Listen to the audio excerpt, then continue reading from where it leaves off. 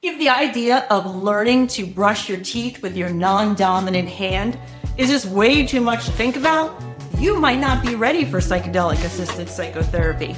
Let's get into it. Hi everybody, my name is Jill. Welcome back to the Journey Sage, and this is a channel where I talk about psychedelic-assisted psychotherapy because I went through MDMA therapy for my PTSD due to child abuse. And to give you an overview, I went through 3 therapeutic journeys over the course of 1 year, and it took that long in between journeys, September, December, and May, because my mind was working on understanding a new normal. So what do I mean by that?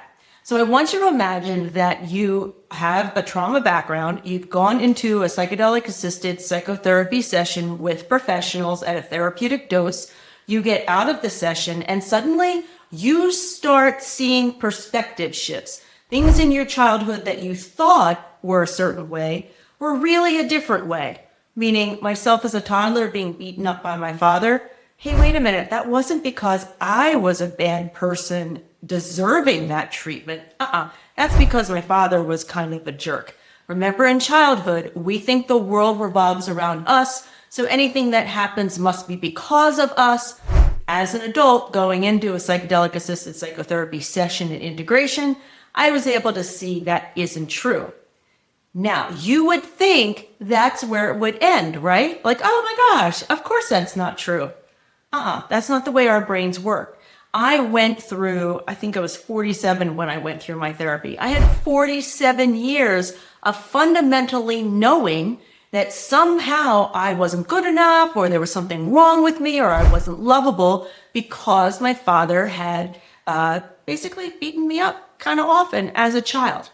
So once I had the perspective shift, I had to make it real.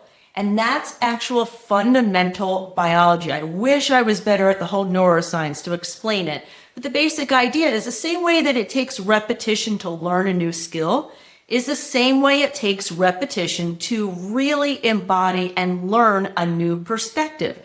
And when I say repetition, I mean I was journaling 10, 15, 25 times about the same topic until it became ingrained in me. And now, the person I am now, I can't even imagine believing at some point that I wasn't good enough.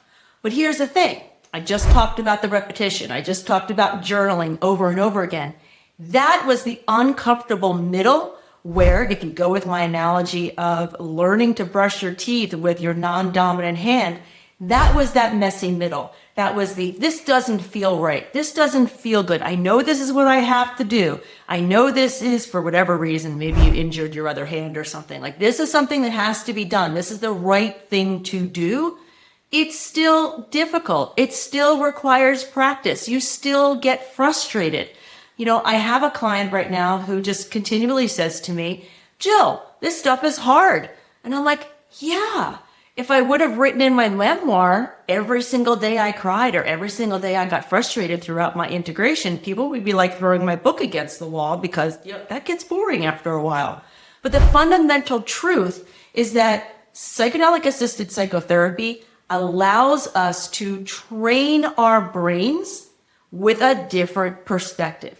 And for folks who experience child abuse like me, very often that perspective is, wait a minute, this really wasn't about me. This is not my fault. Mom and dad were really not capable parents.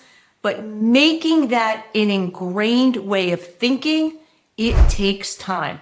It's going to take time to learn how to brush your teeth with your non-dominant hand, probably a little bit faster than your typical psychedelic integration, but I think you get the point. This is not easy work. You have to go towards uncomfortable feelings. You have to be willing to continually work on your perspective shifts. And that's why people talk about the importance of integration.